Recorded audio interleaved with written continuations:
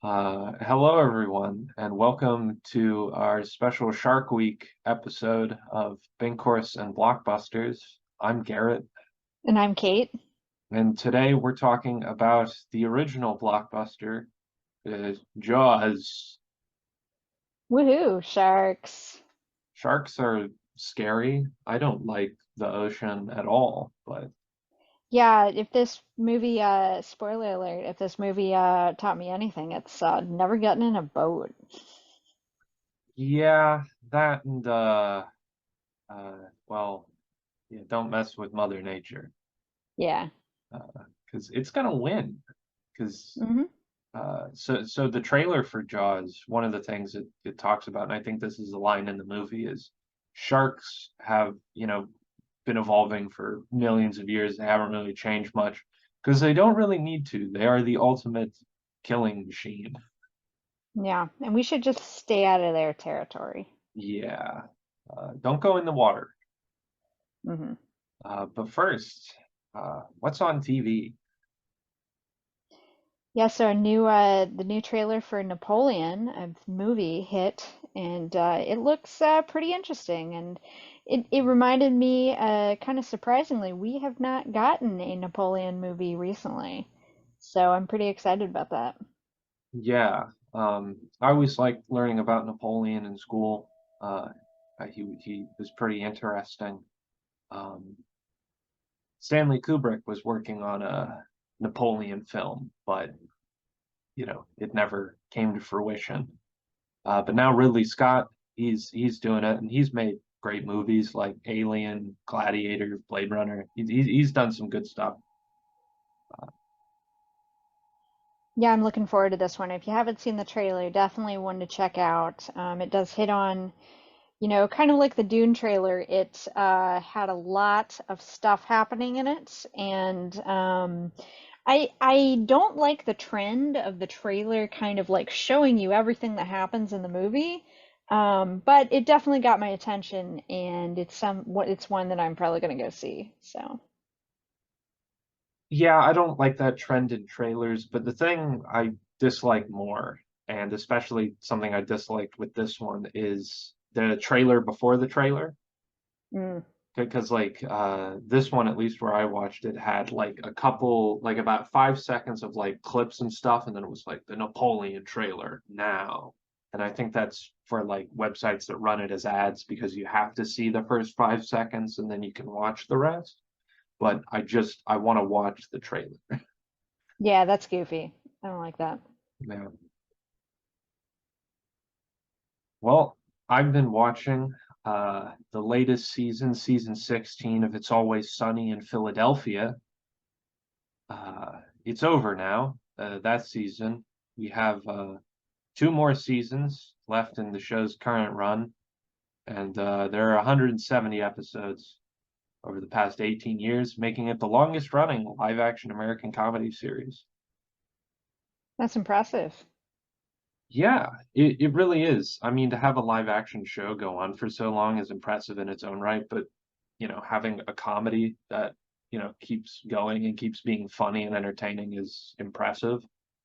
Um, I know you don't know much about this show. No, no. Despite living in Philadelphia for 7 years now, I have never watched Always Sunny in Philadelphia. I have watched one episode, I think, only one, and that's the one where they're not in Philadelphia, they go to the shore. So pretty on brand for me. I do appreciate that they put the Liberty Towers in the poster here, which those are just some skyscrapers downtown. So, feels like home to me. Yeah, I don't need to watch the show. I know what Philly's like. yeah, that's fair.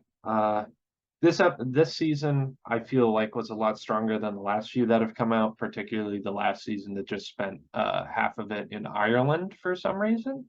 So I'm happy it's out. I thought there would be more episodes, but I'll take what I can get at this point. I'm a bit too invested. Also on TV and on Hulu, there's been more What We Do in the Shadows. Yeah, this was a great episode. the new one. I won't spoil it, but definitely, if you have not watched this season yet, you should check it out.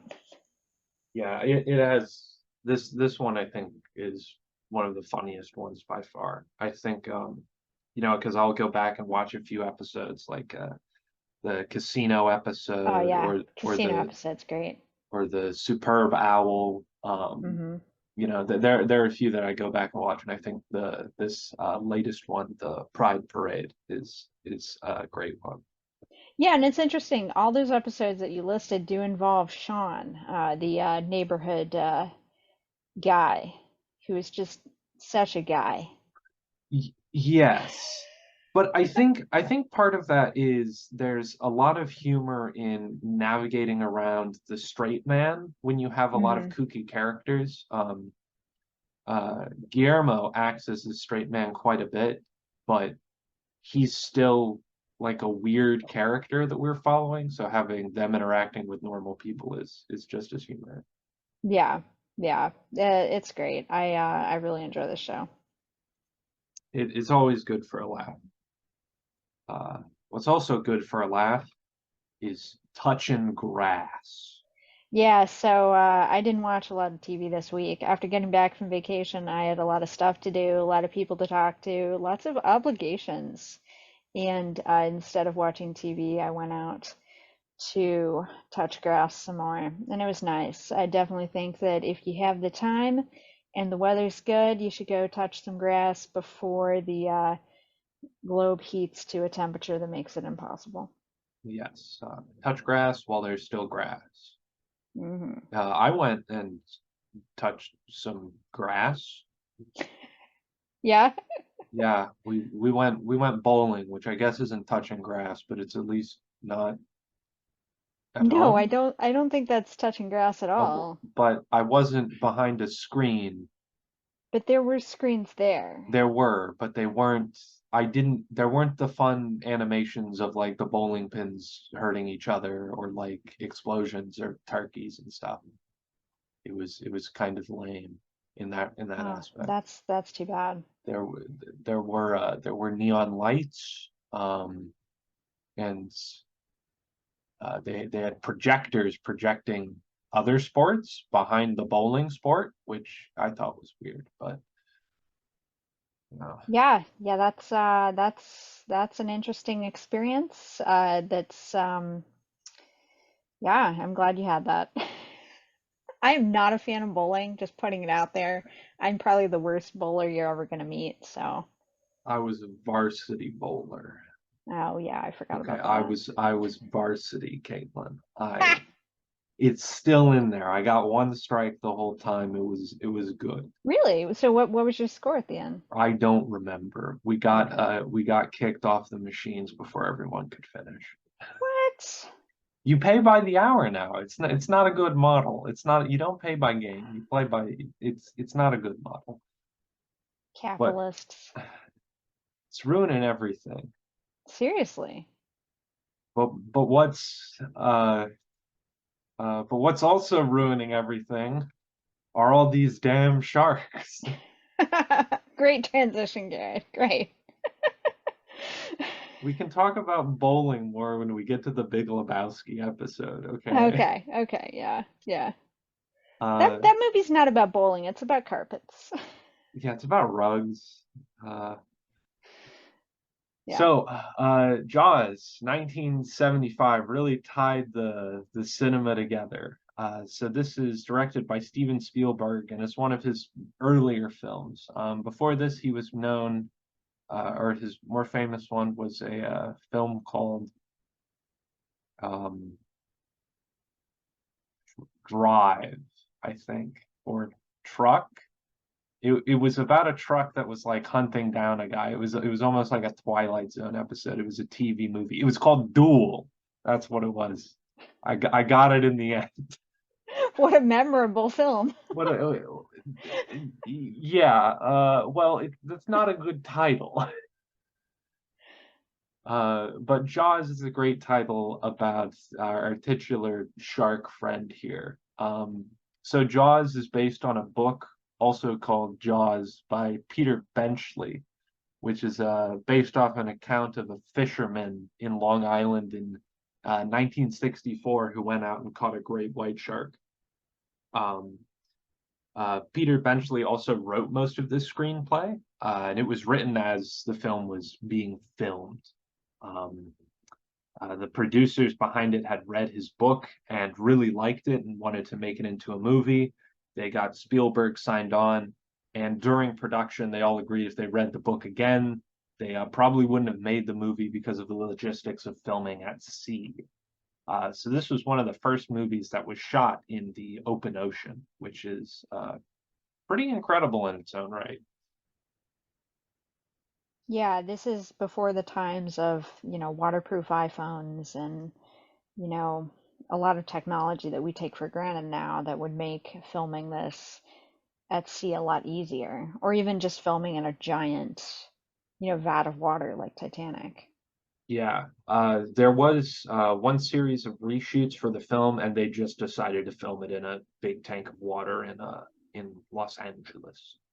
Um, Otherwise, just about everything else is filmed out at sea off the coast of Martha's Vineyard because apparently the oceans around there aren't too deep, so it meant that they were able to set up a lot more of the um, platforms and cranes and have boats and stuff that made it a bit easier than if you're in the ocean that is miles and miles deep. Um, so this movie is basically the model for the summer blockbuster. It was cheap to make. It's a big spectacle. It's full of action. It has something that everybody can enjoy. It usually has a very simple conflict and plot, and it makes a shitload of money.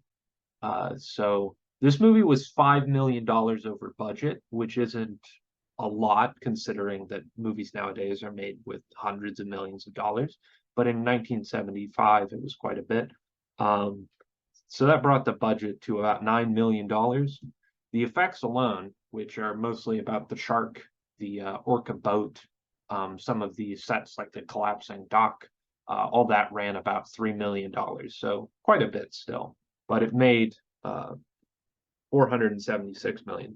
So it became the highest grossing movie of all time at that point, and then that was dethroned quickly by Star Wars a couple years later. Yeah, that's interesting that it was able to cost so little and made so much money. Certainly a good ratio there.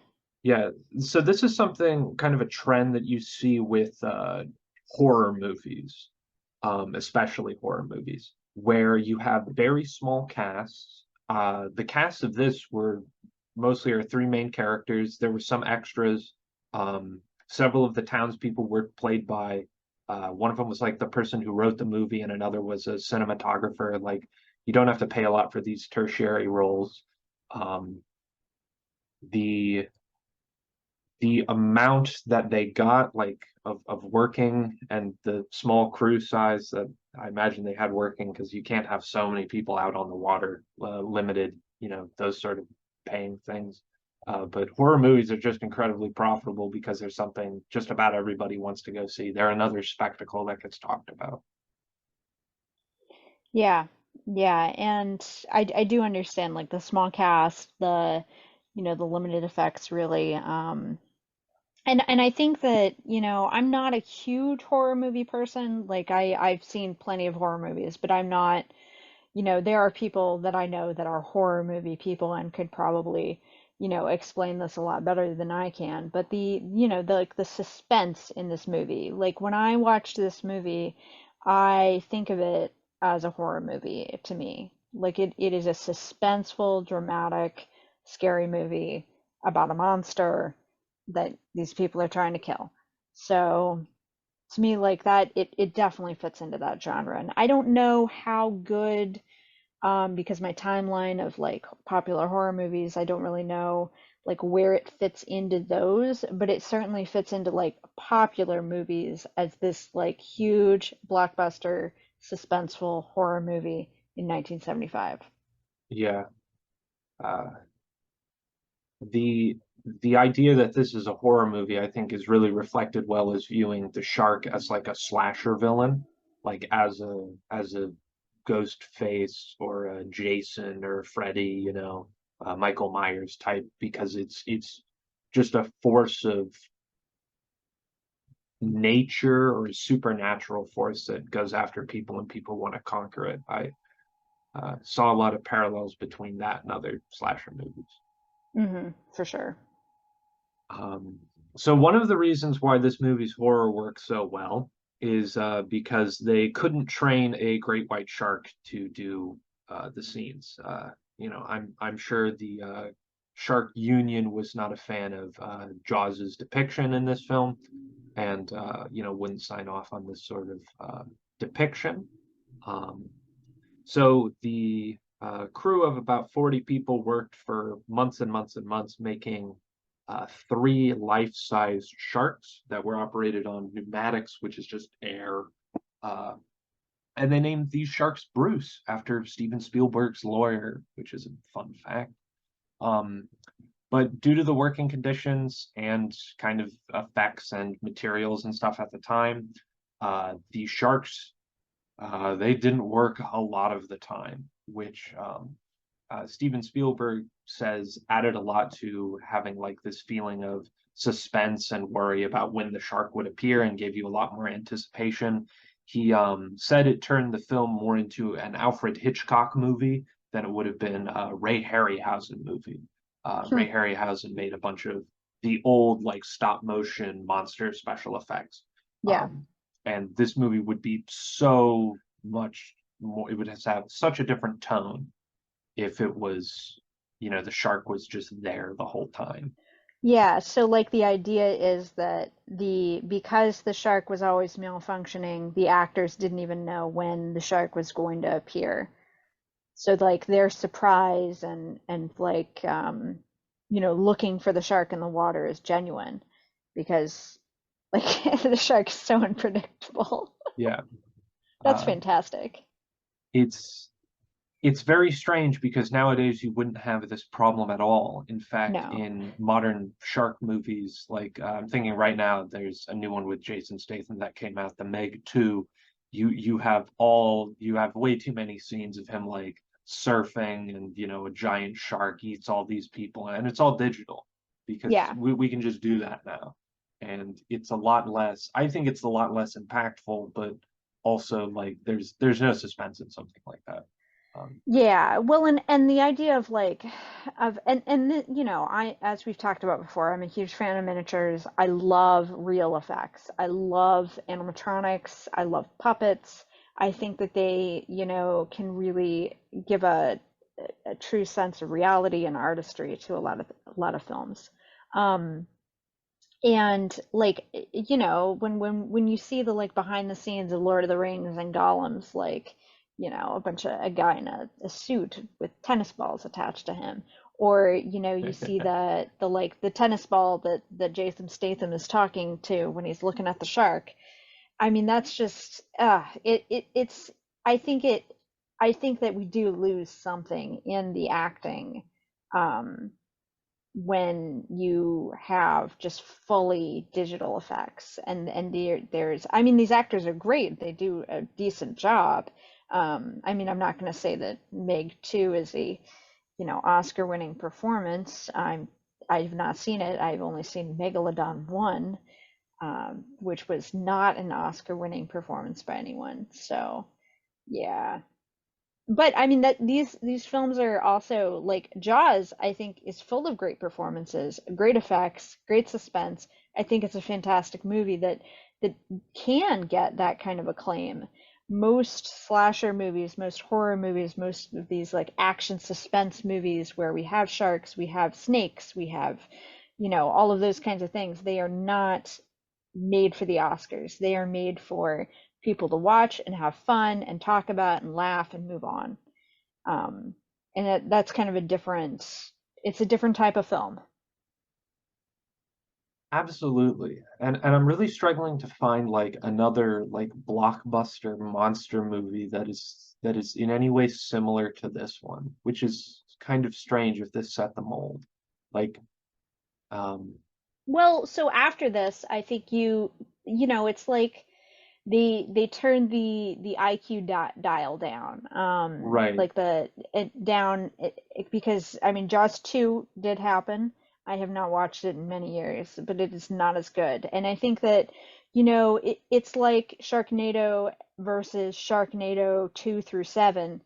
There's a continual decline in quality as they go down, which is different for some movies like Tremors, where the quality continues to go up as the sequels progress. But nonetheless, I think that it's like they hit on this pattern of like, oh, we can get people into the movie theater with this, and let's add a gimmick like 3D for the third movie. right, I think that at that point, it's not about art, it's not about making a good movie, it's about ticket sales. right. And I think that's what they hit on here. It's like, oh, it doesn't matter if it's a good movie or not, people are going to come and watch it. Yeah, despite Spielberg not having anything to do with the sequels to Jaws. Right, yeah. Yeah, and I don't think that the people who went and saw Jaws 2 in the theater cared. Right, because and this is a spoiler, they do defeat the Jaws. So in the future Jaws movies, they are different sharks. So Which is it's fine. I mean, yeah. there are lots of sharks in the ocean.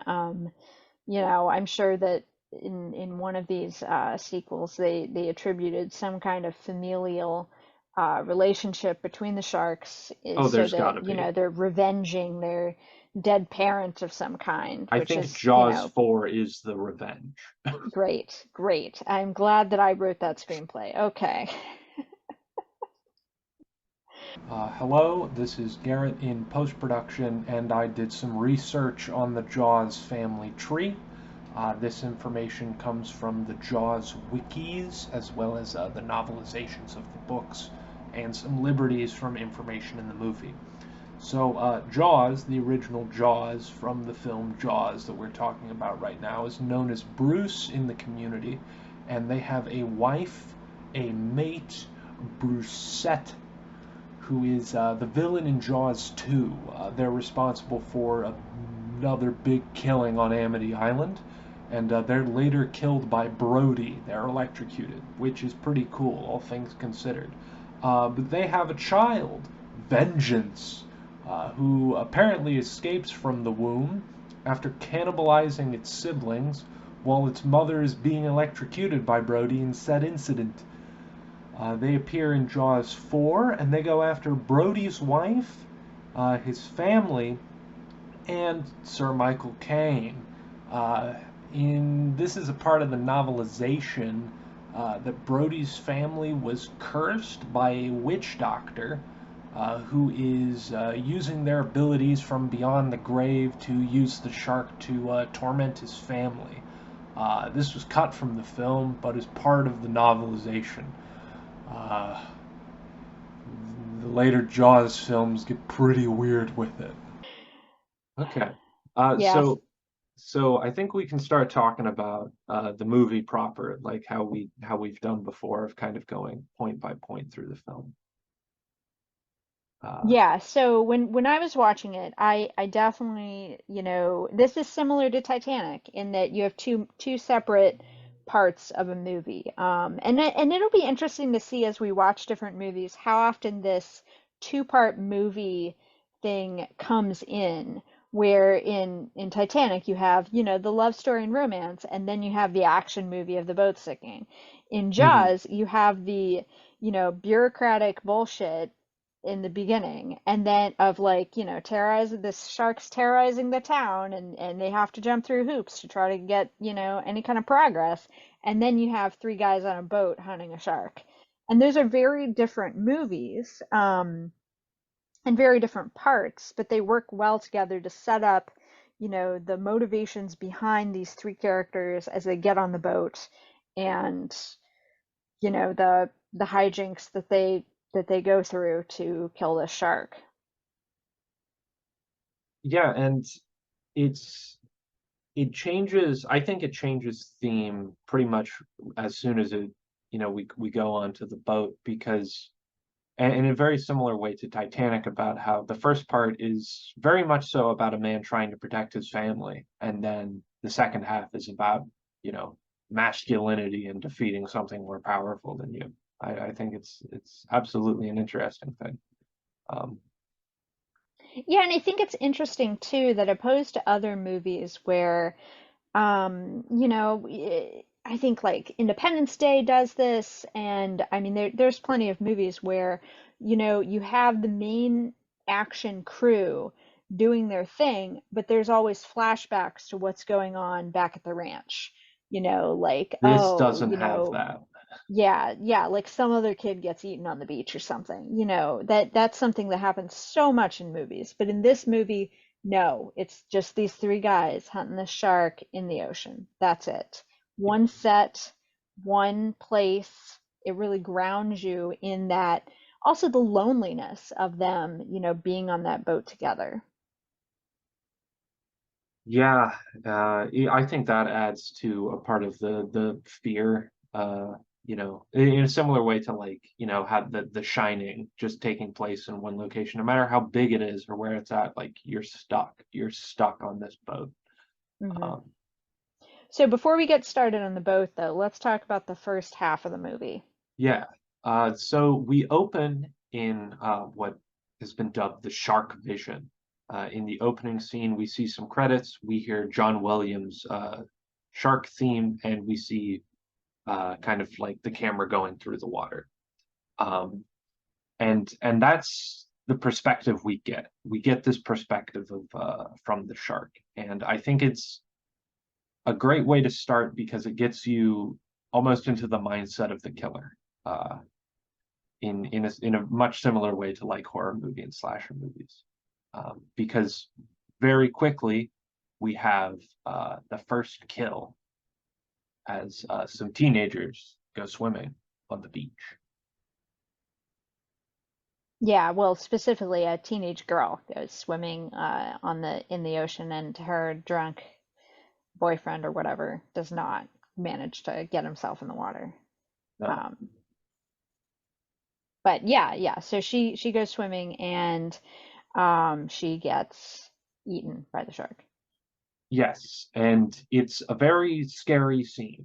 It's at night, it's dark. The only thing you can really see of her is her face as she's being pulled left, right, up, and down by well, we know, based on promotional images and what the movie is, we know it's a shark that's getting after her, and she's just screaming.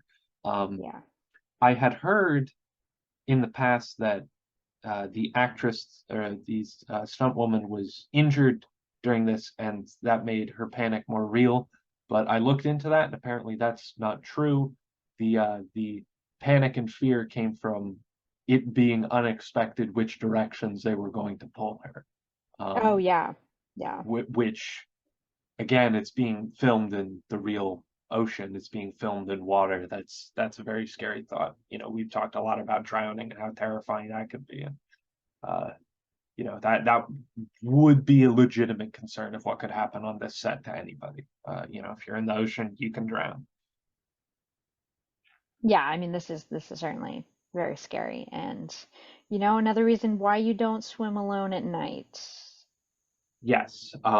So the body is found on the beach a couple days later, and our chief of police, Brody, is called in to investigate it, and he immediately suspects it's a shark, but one of the government stooges rethinks it as being a boat propeller accident. So even if a shark's not going to get you, a boat can easily hit you and run you over, especially at night.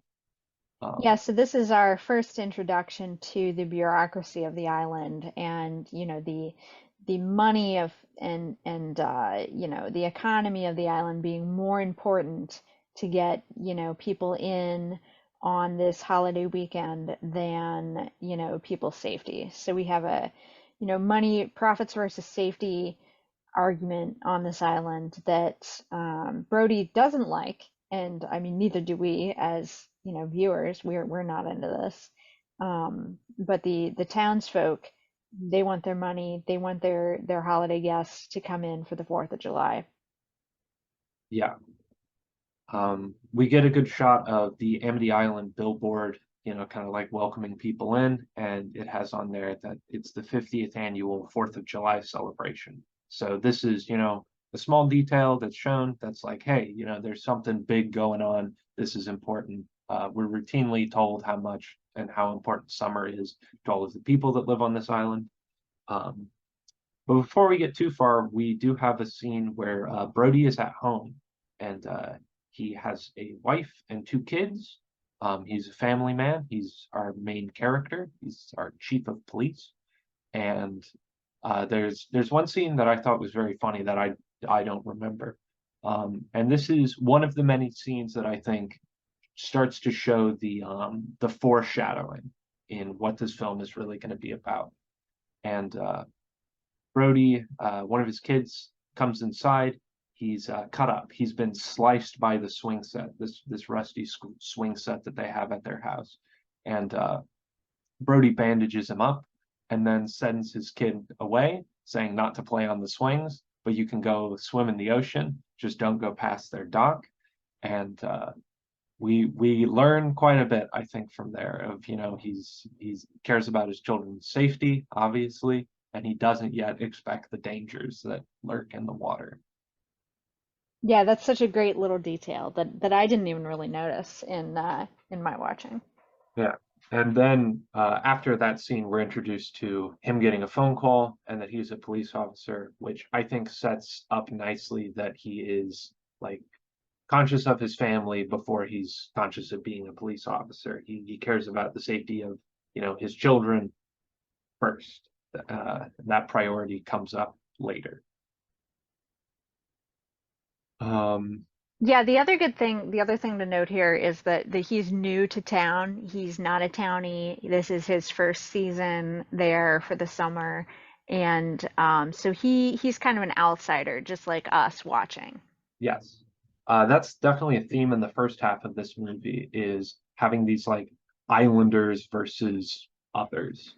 And then in the, second half of the movie, it becomes more so of like working class versus the science guy, that conflict that happens between Quint and Hooper.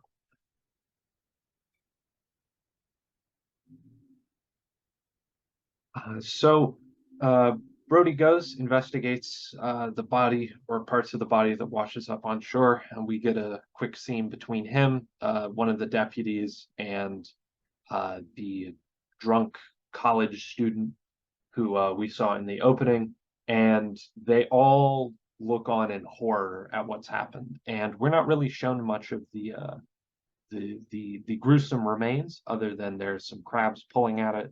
We see a hand. That's about it. Yeah.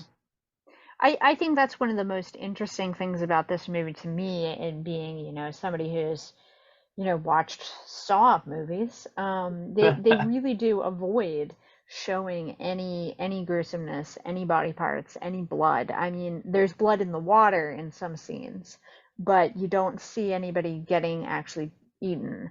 At least not in this part of the movie. So it is, in that way, it does take it away from that, really gratuitous horror movie, and it is something that you could, take your kids to, because it is not inherently gruesome, though terrifying. yes, so much of the violence is left up to your imagination, which is what Yes. makes it scary.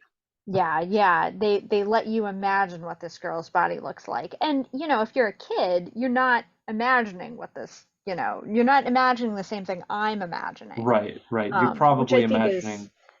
yeah. Oh yeah, yeah. You're probably imagining more of like a cartoon where like, Bugs Bunny is missing like a semicircle from his, mid torso, Yeah. You're not imagining what a real shark attack would look like, which, now we know a little bit more of. Um, Yeah.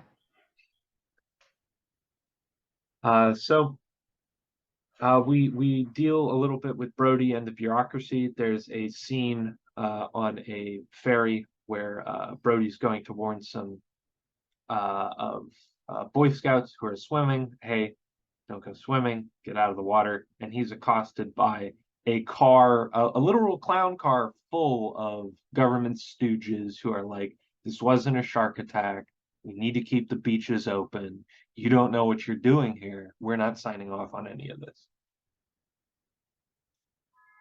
Yeah, and that's one of those scenes, like it could have been in a monster movie with how yeah, how they really, bear down on him. It's like, no, you're not gonna. It was a propeller attack. It wasn't a shark. Like, no, like It really, it was not a shark. it was very much a show of force and a show Hmm. of that Brody's out of his depth here, and that he's going to have to fight the correct fight, which is warn people of the natural disaster that is the shark. Um, not long after, 17 minutes into this film, we get another scene in shark vision, where we're at a beach and there are some children swimming. And that's when we get the first glimpse of the shark as it rolls. You see like its dorsal fin and its tail, and it eats a child. Bum bum bum. And there Snack are, sized. yeah, a snack size, just a snack, a little hors d'oeuvre. Um, and that's where we see some of the a little bit of the gruesomeness. We see a lot of blood, a lot of children running in fear, and we get a shot of the raft that the child was on come up in a wave of blood on the beach with just tons of holes poked into it. It's no longer inflated, but it wasn't eaten. It's quite a shock. Um, and then a very distressed mother who's looking for her child, and we put two and two together. Yeah, that is certainly, I think, and it's another one of those things that emphasizes the terror because, you're a mom and you're allowing your kid to play with all the other kids on the beach, and then suddenly you can't find your kid, and there's that, there's so much guilt and terror and fear and like frustration and blah blah blah. So I think it really does, make that scary feeling to happen. Yes. Um, yeah, so before this happens, Chief Brody is there and he's just kind of like looking on. He's almost acting like a lifeguard because we see there's no lifeguard on duty, which is kind of strange, but you know, Hmm. I mean, it's have you ever been to the Atlantic Ocean? I went part of it, but there were lifeguards. Not every seat was full, but there were a few. And This was the 70s too. There weren't yeah, as many helicopter parents around, and yeah, that's fair. yeah. Yeah, so there not being a lifeguard did not tip me off. But, remembering too that Brody wasn't allowed to advertise that there was a shark, so, he's the only one that knows, and he's paranoid and anxious, and he's also, a landlubber, for lack of a better term here. So he's not used to the danger that maybe some of the people who've lived there for a long time are just more comfortable with. Right. Um, so shortly after this, there's a scene where, news breaks, like people have witnessed a shark attack. Like there's no mistaking it. Everybody's up in arms. The mother puts a $3,000 bounty on catching the shark that killed their child, which, a bit Wild West, but also makes sense. It's something that gets a lot of people talking. That's one of the big talking points at the meeting, and one of the things that gets people interested is they can make money by going and eliminating this threat. I think other townspeople agree that there should be a bounty on this, so that way they can keep the beaches open. The government officials agree with Brody that they should close the beach, but only for 24 hours. And there are many murmurings in the public meeting that this is too long, that 24 hours is like 100 years. It's too long for the beaches to stay closed. They're going to lose out on too much. Yeah, and just to put some facts in there, $3,000 in 1975 is about $17,000 now. So Jesus, that's, like yeah, the price of a inflation. car. Yeah, yeah. It's a few Xboxes. Um, it's also in this scene that we are introduced to our shark hunter extraordinaire that comes back later, Mr. Quint, who very rightly predicts, what happens if you come up against a shark like this. He'll thrash you around, he'll tenderize you and swallow you whole, which is a nice foreshadowing bit to his own death later in the film. He's the first character that we see take this as seriously as Brody is taking this, of it being a danger, and he puts it into words that are still fearful to us. Yeah, as opposed to the other fishermen who are just excited about getting the bounty and do, some get up to semantics to try to capture said shark. Yeah. Shortly after this meeting, we have another glimpse of sharks as Brody is at home and he's reviewing like some books and things. And, it starts off pretty innocent of just, oh, here are some pictures of sharks people have taken, kind of like you're looking through a National Geographic. And then it transitions more to the victims of shark attacks. And you see people who are sewed up, stitches and things, missing limbs, stuff like that. And it gets gruesome. And, that's kind of where he goes down the path of, well, I got to drink to deal with this because this is too scary. And we see that come up several times in the movie. The next big thing that happens is the people start going after the shark.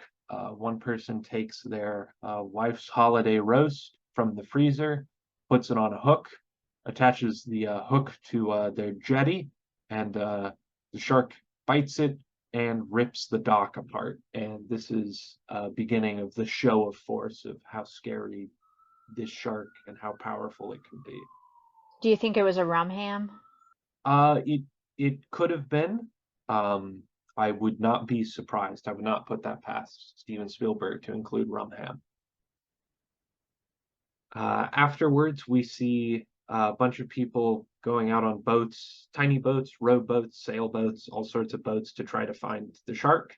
And at the 32-minute mark into the film, we have the "We Brought It Home" scene where they have found a small shark that's been shot with bows and arrows.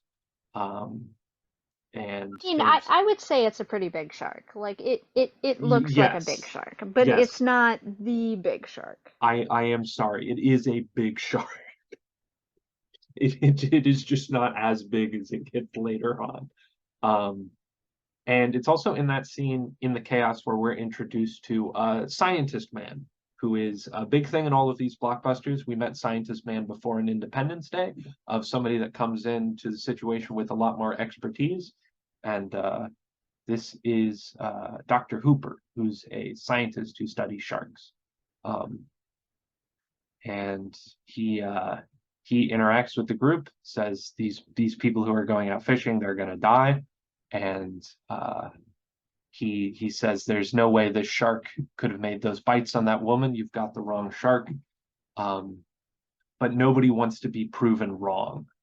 And we see a bit of fear between Brody and the mayor of, no, we're not going to cut the shark open here and have a little boy spill out. That doesn't look good. But also, that's if he's not there, that's a bigger problem. Yeah, there's a lot of denialism from the townsfolk at this point, where I think that they might know that they have a problem and they're just in denial about it. Whereas before they were just like, no, we don't have a problem. It doesn't exist. Yes. This is also identified as a tiger shark, to which one of the fishermen is like, "What? Like that's a type of shark? Like, which proves again the inexperience of a lot of the people that are going out there hunting." Another couple interesting things about this scene: as soon as all the other hunters come back in, we see Quint go out on his boat, and he's serious about it. He'll do it. He's out there looking, but he knows that now with all these guys out there, he might actually have a chance. Because I assume, like most other fishing, you have a better chance of catching fish if you're alone and not making all the noise. And the mood of the scene shifts dramatically when we see the mother who's lost her little child come to the docks after the shark has been caught and slap the chief of police, who knew all along there was a shark out there. Yeah, and this scene, really hurts because the whole movie we've been following, Brody around and we like really, we sympathize with him because he's trying to do the right thing and he's been caught in this like bureaucratic nightmare and then he's the one that takes the heat for it in the end. Because not only, does he have no actual power in town, but he's perceived to, have been able to do something to stop this. And, that really sucks. And we definitely sympathize with him at that point. And we sympathize with the lady too. I mean, that sucks. Oh yeah, the whole time. Um, I think she does a very good job. Yeah.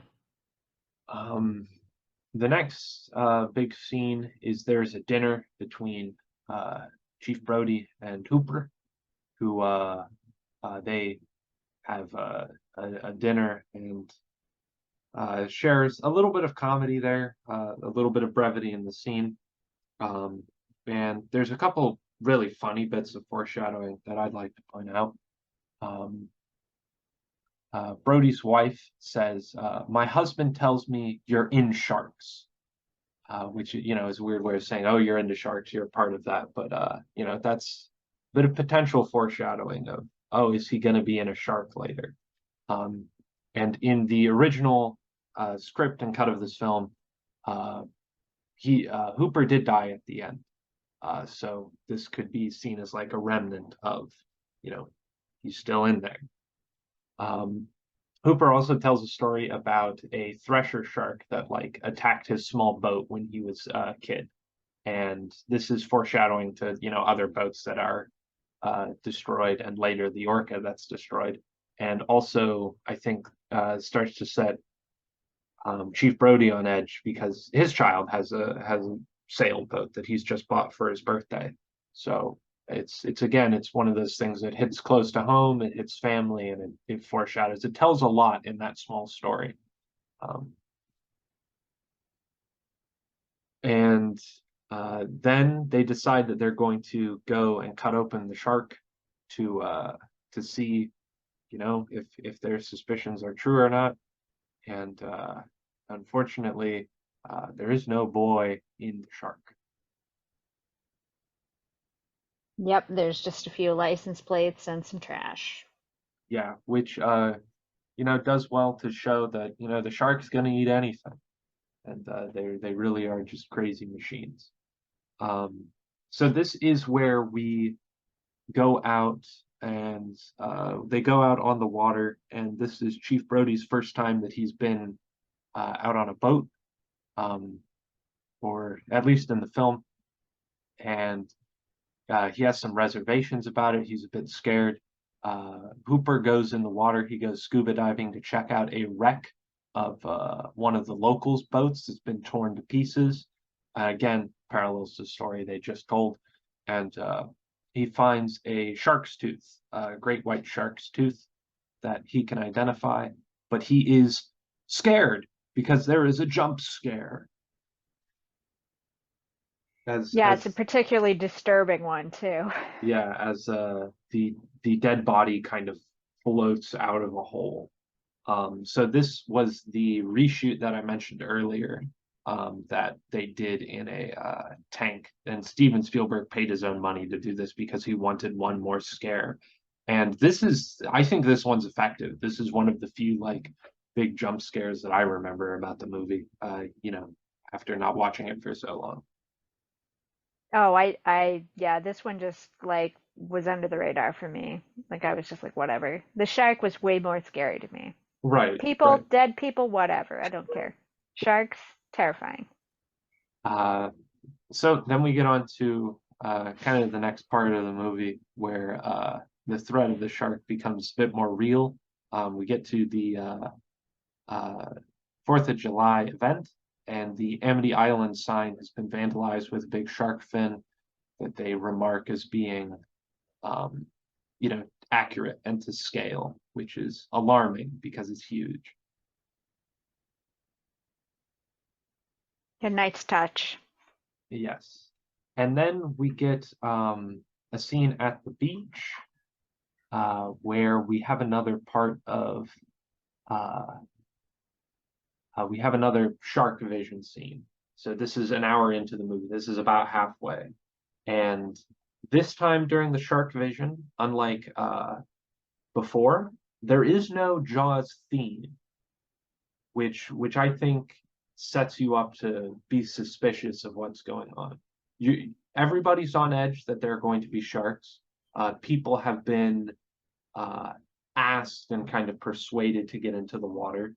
Um, there are men with guns on boats. There's a helicopter overhead. Everybody's looking for the shark. And when we're in shark vision, we're brought deeper into the suspense because we know something's going to happen. But there are no sharks. Instead, it was two kids playing a prank with a cardboard fin.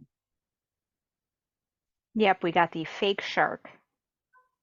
Ah, fake shark, the oldest trick in the book. Mm-hmm. However, occurring at the same moment as there is panic in the water, as people are terrified and running and swimming and stomping over each other, creating a human crush at the sight of fake shark in a pond, there is the real shark. And it is coming after Chief Brody's child after it knocks over a guy with a boat and in a little tiny rowboat. And this is the first time, an hour into the film, this is the first time we really see the shark. And we see it underwater. He's in like a profile view, and we see its eyeball and its mouth, and in perspective with the rowboat. And it is massive and it is scary. Yeah, so delaying that scene with the shark, really amplifies the suspense. And also, it is that moment where Brody is like, okay, I'm gonna go get this shark. I'm gonna Yes, do whatever I have to do. No matter how afraid of boats I am, I'm gonna go get that shark. yes. We see in there another scene of gore, which is a severed leg. But what is more scary is the child's face as they like look on in horror and are frozen from shock. Um, and we transition to the hospital where his child is getting care. He's not injured, but he's in shock, and that's quite a lot for a small child. And that's where Brody is like, here I am. Sign this. I'm gonna hire Quint. We're gonna go and get this shark. And the mayor is this is the first time we see humanity in the mayor because he says, my kids were on that beach too. And again, we get into like this family drama angle that a lot of these blockbuster movies and disaster movies have of like, oh, this is affecting me. I got to do something about it. Yeah. Yeah, the bad guys, for lack of a better term, like the real bad guy's the shark, but the other bad guys, it takes them a while to come around, and these kinds of moments are what, flips the script for them. And that is definitely a trope we see in later blockbusters for sure. Yeah. So yeah, the next time is really when we get introduced to Quint, who is a psychopath, and I wouldn't get on a boat with him. So just saying.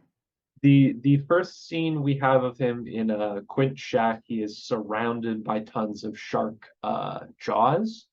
Um, there are a number of shots that are looking in through the jaws. They're huge. They're everywhere. He's boiling them. They're trophies to him. Um, he comes off as being so much of like this masculine like monster hunter. It's very intimidating, quite honestly. Yeah. Yeah, but and it's also, like as the viewer, you have to question like, okay, if this guy knows that much about sharks, like how insane does he have to be for everyone in town to have discounted him entirely for this experience? Yeah. Um, so Not that he they really, and believe the scientist shark guy either, but no. And anybody with experience, people aren't believing in them, which is definitely a theme in our disaster movie conversations. Yeah. Yeah. Well, I mean, you've seen Don't Look Up, haven't you? Yeah, Yeah. I, People, the masses, hard to convince of anything. yes, a person is smart. People are stupid. Absolute idiots. Um, so we have the montage of them loading up the boat with things. Quint is really hammering in like a very sea sailor shanty, almost misogynist vibe as he's seeing Brody and his wife say their goodbyes. Um, and then they take off on their boat a little past the hour mark, which is where we get into like a more well, the more condensed part of the movie. If Yeah. like Well, I was also going to remark that Quint's only true love was the sea. Yeah, yeah, a bit. Um, Yeah. the He just has that vibe. yeah, well, the rest of the characters do talk about like, Brody obviously has a wife, but Hooper later brings up about having his heart broken, and it seems like Quint never had that. Like the sea was always his thing. Um, and I'm sure we'll get more to that when we get to his monologue, which is really great. Um, so we see a couple, things being loaded onto the boat. We have the shark cages. We have the air tanks that'll blow up. We have a scene of them chumming the waters, which is something that real fishermen do to attract bigger animals because sharks can smell blood from a long ways away. Um, we see a lot of uh, Hooper's stuff, which is I think Quint says, like, what are you, some kind of astronaut? Like it's all space age stuff. It's all science. He has like a couple monitors and radars and like tracking devices. And Quint's got like a fishing pole and some piano wire and a hook, machete. He doesn't need much. Um, and I think this does a lot to, one thing you can do with characters, and I think we talked about this in another episode of like giving the hero a car. Like we're very much on Quint's car. Like the Orca is an extension of him, and it carries so much personality, and it says a lot, of who he is and how the characters interact with him. Yeah, and as an aside for me as somebody who, like we talked about this in our first episode, I love limited sets.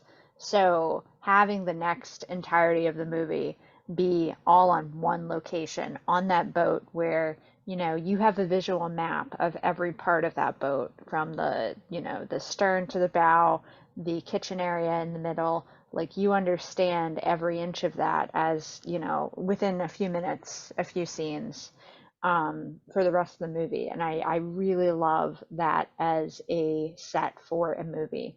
I mean, that to me, like the limitations, and also it's an old boat, it's full of like earthy tones, the paint on it is green, it's not shiny and white. Those are all little details that go into making Quint into this, mysterious sea guy, sea captain. And he makes a big deal of talking about how he's the captain and he's in charge. And yeah, it's great. Yeah. Uh, there are a number of shots that I really like of there's one that's really close up on their feet as they're skirting around the side of the boat to get from the front to the back. Um, and one of them slips and it's like, oh, that's, one of them's going to slip right into the jaws of the shark, or where the buoys that they're hauling, break one of the windows, and Brody uses that later to escape. There's a lot there that gets you immersed and connected to the boat as it becomes another character because it's all we have to ground ourselves in the ocean. Yeah. Yeah, I loved all those moments of tension because, like Brody's not a boat guy. He freely admits that. So him having those struggles and those, the fear of heights and, the fear of, falling out of the boat, is such a great touch to making something that's already suspenseful and scary even scarier. Absolutely. Um, So I think once we get on the boat and we get going, we see a little shift in Quint's character towards Chief Brody. When they were back on land, he was making a lot of demands on what would happen when they caught the shark. Of like, you're going to get me these permits. I want these people off my back. You're going to give me, a crate of brandy. You're going to buy me lunch, dinner, like all sorts of stuff. And he takes on a little bit more of a nurturing role as the captain. He shows Chief Brody how to tie knots. Um, Brody gets injured at one point, points out the first aid kit. He cares for his crew, which is something very important that they band together. And Yeah. Well, and it's really antithetical to the, like the mayor who didn't want to like band everyone together to solve this problem. He wanted to, just sweep it under the rug, mhm, which is it's a totally different management style. And it's nice to see that from somebody who we do think is a little wacko at this point from all his weird demands and and his singing. his nature, his singing, like this hermit guy who is kind of like the weirdo in town. He's obsessed with sharks. Like, yeah, but yeah, it turns out decent captain sometimes, maybe. Well, yeah, and I feel like it's important for us to be to have his perspective and want to see him survive and win as much as it is for Brody or Hooper. Um, Yeah. at about an hour and 20 minutes in, we get one of the most iconic scenes where Brody is chumming. He's got a scoop. He's throwing fish guts and blood into the ocean, and he sees just the head of the shark come out, and he's taken aback and like kind of staggers into the boat where Quint is and says, "You're gonna need a bigger boat." Um, Yeah, and this is, at one I think it's, a brilliant moment of comedy to break that tension and fear. And yeah, I also love the way he walks backwards into yes, the, very small cabin of the boat there. And I just loved that scene. And then of course, Quinn's like, whatever, we don't need a bigger boat. This boat will do. yeah. So an interesting thing about this scene, I did a little bit of research. They initially had Brody saying that line as he was looking at the shark or immediately after, but added is the space of him awkwardly and scaredly moving because uh, they there was too much initial shock from like test audiences of seeing the shark that they didn't hear the line, so they Mm, added some padding there. Um, yeah. and that's like, I mean, that makes it. I think there's no other Yeah, the pause scene, there. yeah, Yeah. yeah, that It's really it's sums it up. fantastic. Yeah, 'cause you're like, holy shit. And then he's like, ugh, gotta need a bigger boat. Yeah, the it gives us time for the dread to set in, hmm which is something that really affects us for the last 40 minutes of the movie. Yeah. Um, so we get a couple scenes where they hook Jaws for a bit, shoot a barrel at him. He thrashes free. He chews through his ropes. We see in the distance the full head coming out of the water and like uh, flapping around and chewing at its restraints, and we get another like sense of scale um, and a bit of fear there. Um, and I don't know if you mentioned it this, but when we were talking about it earlier, like having that be real, having it be physical, having it making real waves and splashing and kicking up real water makes it feel so much more ingrained in the reality, despite the fact that it's, a big rubber puppet. Yeah, and I think that while the puppet could have been better, like I definitely think that it could have been better. And there's a few scenes where you're like, ugh, I'm not Yeah, sure about that. But it does, it is massive, it is real, it has weight to it, it has body and dimension. and it is scary. I mean, like, even if, this puppet doesn't look like a real shark, it still looks, terrifying. Um, so I do, I'm a huge puppet person. I love the mechanicality of it. Is that a word? I'm making it a word. Okay, it's a word now, mechanicality. Mechanicality. Uh,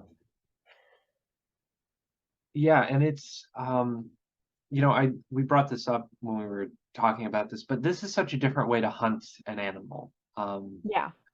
Every other like monster movie, people get the shotguns and their rifles, and they're just like, we're gonna shoot it. They try shooting at the shark. Chief Brody has a handgun. They have a rifle. It doesn't do shit. They shot the other one with arrows. Arrows aren't gonna hurt Jaws. The harpoons are used to lock on the barrels to try to weigh it down, to try to keep them at the surface. And Quint remarks that like, oh yeah, I've had to use two barrels on one shark to tire it out so I could, get at it and stab at it with the harpoon or whatever. And we see, one barrel doesn't do anything. Two barrels, not enough. Three, he still manages to pull it down. So we get more and more into the, supernatural and scary aspects of how powerful this creature is as the chase goes on. Yeah, and to me, like, because I'm not a fisherman, I have no idea how any of this works. And I almost wished that there had been a little more conversation between them about this process and about like the idea. But I guess, they do show you the idea later on. But yeah, it's kind of like an alien process for hunting the shark. And I think that's really interesting and neat compared to, other ways of doing things. And it reminds me of like alligator hunting, where, it really is hard to kill something like that. These Yeah, apex predators, man. it adds so much more than this isn't a fish. Because, I think everybody knows, just about how you would catch a fish. Mm. This is something else. This is in many ways, this is something otherworldly that you need a whole different set of skills to go after. Um, and I think that kind of helps with the dread and creating the shark as a monster that this movie like turned all sharks into and made people afraid of the beach.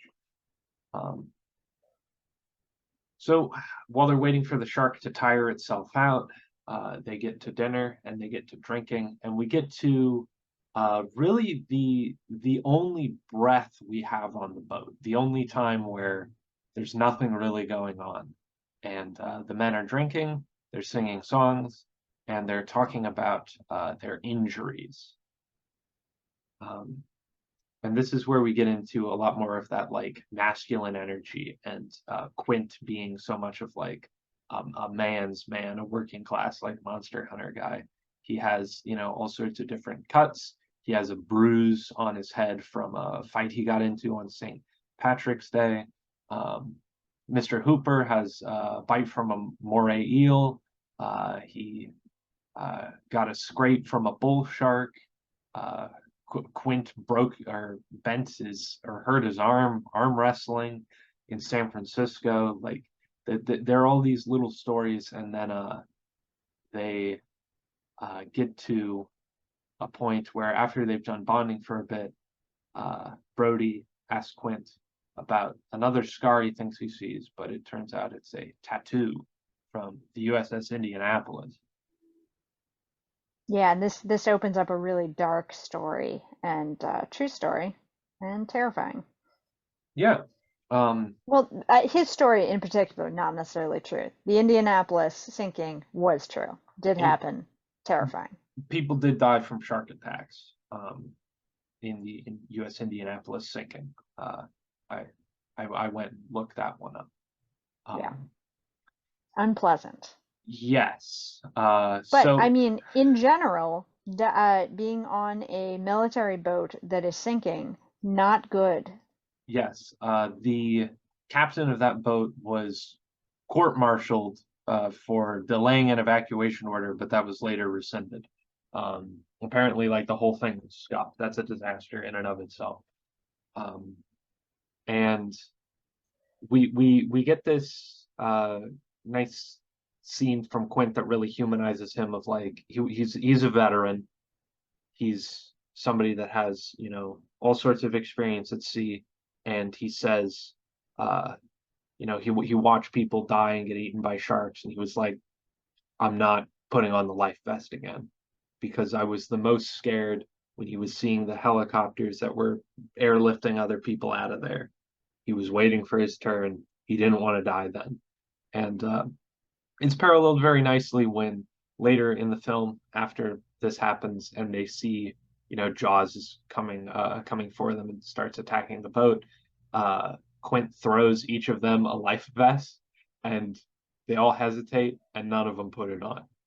Uh, they come to understand what he means. Like, the shark's gonna get you, but maybe drowning's preferable. Like, Yeah, that's true. That is a good point there. That well, and I mean, this is similar to some of the things we talked about in Titanic too. So like once you've made peace and decide that you're okay with dying, you can make better decisions, perhaps, or different decisions. yeah, And I think that, you know, that's kind of his mindset. yeah. Uh, so And I think that's all of their mindsets at a certain point in this film. yeah, yeah, is how much they're going to work to stay alive. Um,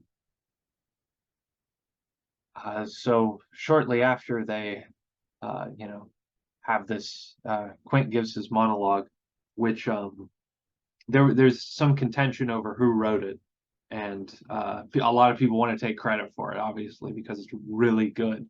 Um, and they give it to the actor who played Quint. That's who it's most commonly attributed to, because they were a playwright. So that's great. You know, really great acting chops. I feel like if you've seen Jaws and you've seen a lot of other like parodies, or like seen it referenced, this scene is probably one of those that you've seen referenced. Um, and the shark begins attacking the boat. So we have another, again, parallel to like the stories Hooper was saying, and the fears of like them attacking smaller vessels. But it does a lot to start flooding the lower parts of the boat. Yeah. Yeah, and this is the part where I would have, you know, taken the cyanide capsule or some such.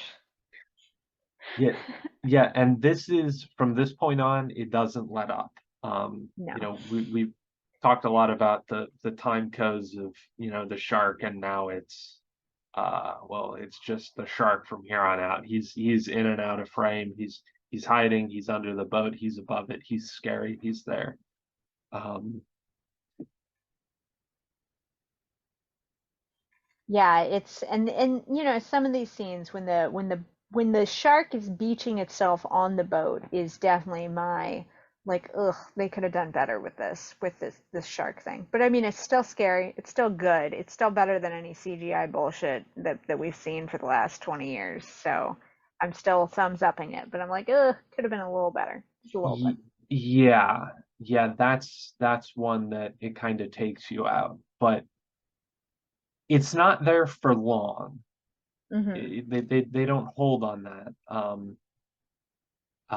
Because Quint gets eaten and he's in the jaws of the shark, and we see earlier in the film he slams a machete down into the handrail on the side, and he is able to pick that up and start stabbing the shark when he gets caught, and that does nothing, and like that is very terrifying.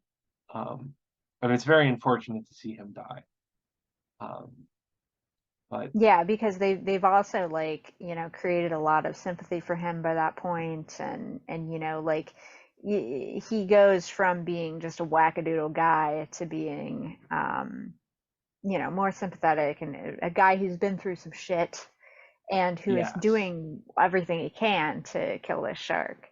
yes. Because he has, you know, a internal motivation to kill the sharks, beyond just the shark has killed children. Yes. Um, there's a scene before he dies, obviously, where he's just putting the pedal to the metal on the boat, and I really think that that's a scene that really shows he's afraid now, and he doesn't care if he necessarily if he breaks the boat, but he has to get out of here and away from this thing as fast as possible. And it's not something that I think he would admit, but it's something that I think, at least I inferred, that he was afraid. Hmm. And before Quint dies, they lower Mr. Hooper into a shark cage. Yeah, and this scene is dumb. I mean, I know that, it needed to be in there for pop culture and like what we know about diving with sharks and like science, scientists doing crazy stuff, marine biologists, etc., Well, etc.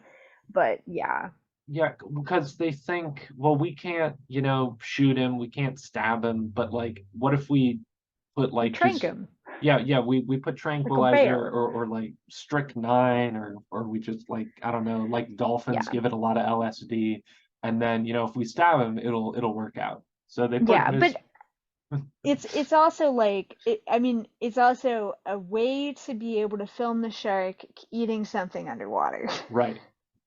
So uh, when he goes into the shark cage, there uh, we again get into that like shark vision, and the shark rams the cage a few times. Um, and that is uh, in between the shots, there are shots where it's the puppet doing it, but then there are also shots of a real great white shark destroying a cage that people who were working on like getting actual footage, they got. Steven Spielberg saw it, liked it so much, he decided he had to, like I said earlier, rewrite the part of the movie so that way when the shark is attacking the cage, there's no one in it because there wasn't in the footage, and they were able to, uh, have Hooper escape, and he just swims underwater. He's just underwater for the rest of the movie, which I think is, silly, but it allows Chief Brody to have the victory, let's say. Hmm. Yeah. Well, and I mean, if I couldn't have taken the cyanide capsule, before this juncture, I would have put on the scuba gear and hid in a cave. So, yes, good Yeah, choice, yeah, Spielberg. yeah. Abandoned ship, and then hopefully somebody else will kill the shark. Yeah. Um, we see the ship sink. One of the model boats that they had was designed to sink, and this is it. And they filmed it sinking. And uh, the chief slams the air tank at the shark a few times and just chucks it into its mouth and explodes it. And at the 2 hour mark, Jaws dies. He gets exploded into a million pieces, which is pretty badass. Yeah. Yeah, the exploding part, pretty cool. But I couldn't help but imagine, the little kid and Quint exploding also because they had, made references that it takes a long time for sharks to digest their victims. And that was a little sad.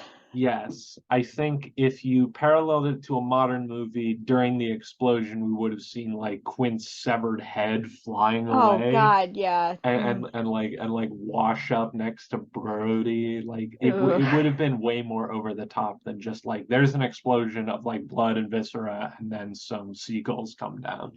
Um, and then we reunite the survivors and they make their way back to Amity, just by using the buoys that they use to pull down the shark. They just kind of float on in. Yeah, because they had already at this point like driven the boat close to land, so it Yeah, was to try to not drown but reverse drown the shark while yeah. they were towing it. Yeah, so that's Jaws. It's effective. It's scary. It's a shark that becomes otherworldly and terrified people for a long time about what sharks were. For sure. Yeah, it definitely changed the way we think about sharks. It changed the way people think about beaches. Didn't change the way people think about bureaucracy. Well, you're right. Uh, Because that's the real horror in this film. yeah, the real horror is there could have only been one person that was eaten, and then they saved everybody, kept everybody off the beaches, and people just didn't make as much money. Um, Yeah. yeah, it's unfortunate. Um, so, what did we learn?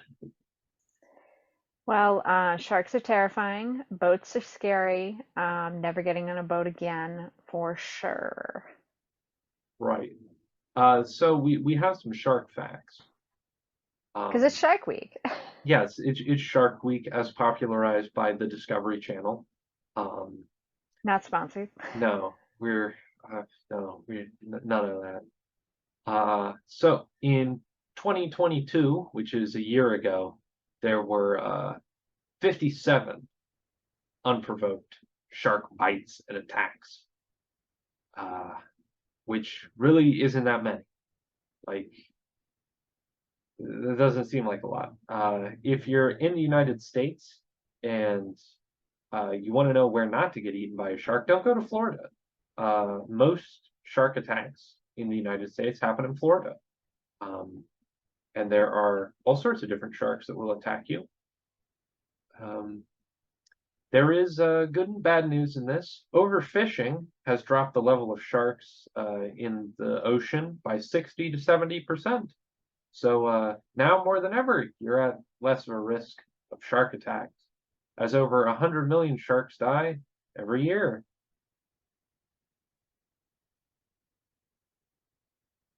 Yeah, sad. Poor Yeah, sharks. I mean, sharks are important for ecosystems, especially big sharks. They're a keystone species that can keep other species in check. There are all sorts of different sharks of different sizes and different places. And all life is important, except that of bureaucrats. Um, Indeed. uh, if if if you decide to engage in Shark Week, uh, you know it's more of a spectacle than anything else.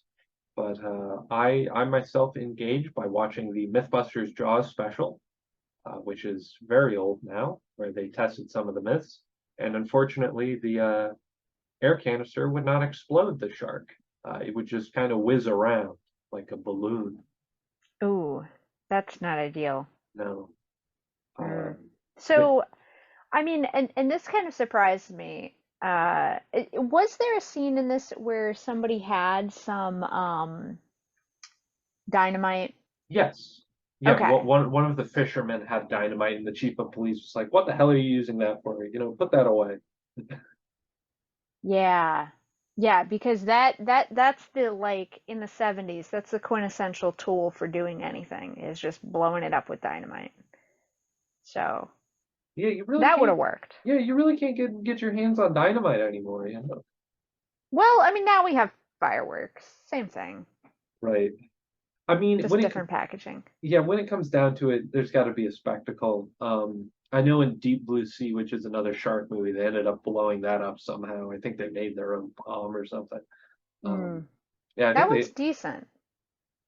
That's so.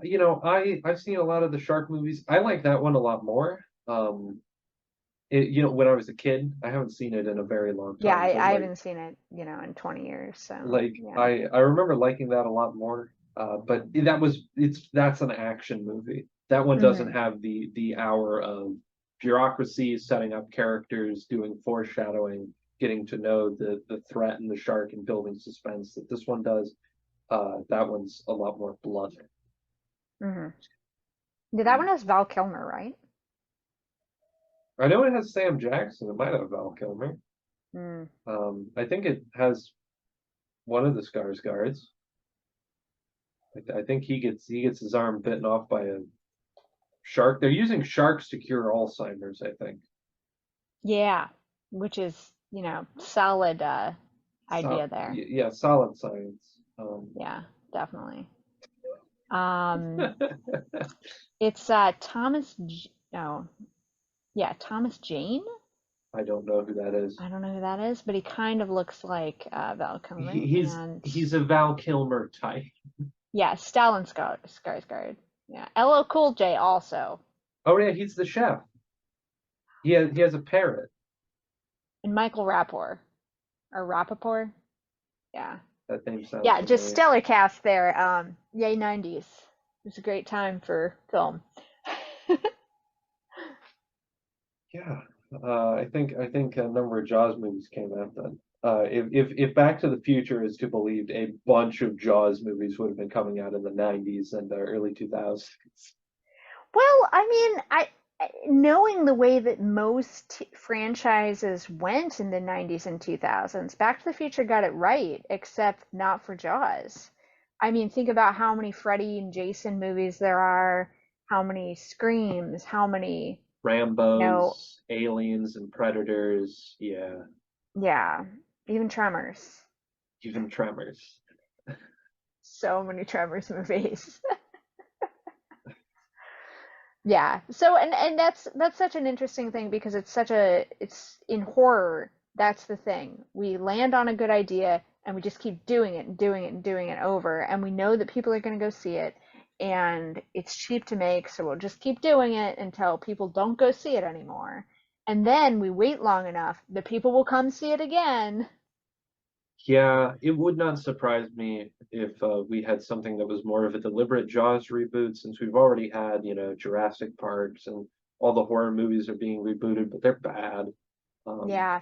Well, I think that's kind of a testament to how good Jaws is. I was talking to somebody today about watching this movie, and they were like, "Oh, I bet that doesn't hold up at all." And I'm like, "No, actually, it does. We have, the effects are good. They're not great, but they're good. right. The music is incredible, the suspense is Yes. incredible. So much of Yes. the things that we think about that make a good suspenseful horror movie now are in this film. There's very little misogyny, there's very little you know uh 70s things that put this movie in 1975 because it's beach culture and beach culture hasn't changed too much and sharks have not changed that much. um so it really works. I mean, the most unbelievable part of this movie, I think, from a 2023 perspective, is you have a police chief who cares. And isn't He, that a burn on our society? yeah. Yeah, that's something that we don't have now. There's so many movies, from this era and, later on of having, a police officer who's a main character and somebody we're rooting for. And yeah, don't do that now. It's not realistic. Except, the one exception right off the top of my head that is in Stranger Things, but that's also an 80s, Yeah, time period. yeah, So, yeah,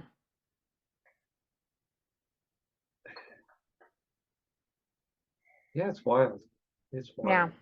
But I do think that, if you haven't watched this movie in a long time, and maybe have been like, oh, it's old, whatever. I do recommend going and seeing it again. It does have a lot of, like, even though we've spoiled the entirety of it, it's still suspenseful, it's still scary. I'm sure there's a generation of listeners out there that haven't actually watched it. And like it is worth a watch for what it did for cinema. I don't know enough about the horror movies that came before it that also did the same things. I Hmm. did, do a quick Google. Texas Chainsaw Massacre came out the year before. So, that is a horror masterpiece, of different kind of horror Yeah, completely. yeah, Um, but this movie is good and it holds up and it's scary. The music's again incredible. Just it really works. And as much as it killed the sharks across the world, poor sharks. Um, it's a good film.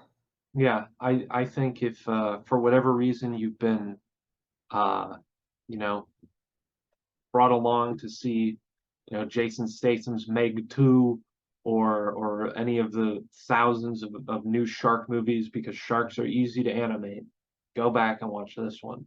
Um, Yeah. it it's a lot more than just a monster movie. That's a big part of it. But like we've talked about, there's a lot of themes of, family and hope and man versus nature and man against bureaucracy and really excellent parallels to even what's going on today. Yeah. Yeah, and I mean, maybe it does give us hope that there is that, good cop who's trying to go against the bad mayor and do what's right. So, Yeah, that's always a good message to bring home at the end of the day. take it into your own hands. Go out, Hmm. hunt the monsters that are destroying your family, that are ransacking your society, that everybody else is trying to. Go out and destroy them. Hmm. With Yeah. preferably with explosions, Hmm. harpoons, and barrels. Yeah, get some barrels, get some harpoons, maybe get some dynamite, fireworks, you know, get the Uh, works. get astronaut stuff like Mr. Hooper. Um, I Yeah, some tranquilizers. a big spear. Get a cage. I feel like that might give Yeah, you a fighting chance. aluminum, easy to bite cage. Okay. Well, Yep. I guess that's what we learned today. Yeah. Good movie. Spielberg. He's one of the good ones. He's done some bad movies too, but those are probably bad just because I don't have a sense of empathy. But this is a good one. Yeah, this is a movie that he thought this might doom him because of how bad the behind the scenes is, but because this did so amazingly successful, we got Steven Spielberg stuff well even now. So, Yeah. I'm thankful this was great. I enjoyed this movie. What's our movie for next week? What are we So, doing? well, I'm not sure. Okay. I think it's a toss up. Yeah, so we're either going to do depending on whether I can go see it in theaters or not. We're going to do Oppenheimer, which is currently in theaters. It's gotten excellent reviews, and it's on a subject that I find incredibly fascinating, bureaucracy plus the atomic bomb. Or we are going to see another horror movie that came out about 4 years later, about a different kind of monster. Yeah, and I think it'll be nice to compare these two. Yeah. Yeah, I mean, really comparing all three, if we think about bureaucracy and scientists and monsters too. I mean, you know, Yeah, uh, yeah, the atomic bomb, quite the monster. yeah. Well, I was thinking about Nazis, but Oh, yeah, yeah. also monsters. There were a lot of monsters. How about everyone was a monster Yes. except the bureaucracy? Yeah. Okay. Well, thanks everyone for keeping with us, and thanks so much for your support. I think we're at or exceeding 100 views now, which is incredible. Um, Yeah. we thank everybody for your likes and comments and your patronage. So thanks so much. Yeah, thanks for watching. And if you have any movies that you would like us to review, leave them in the comments below and we will put them on the schedule. Yes. Thank you. Okie dokes. Good night, everyone. Good night.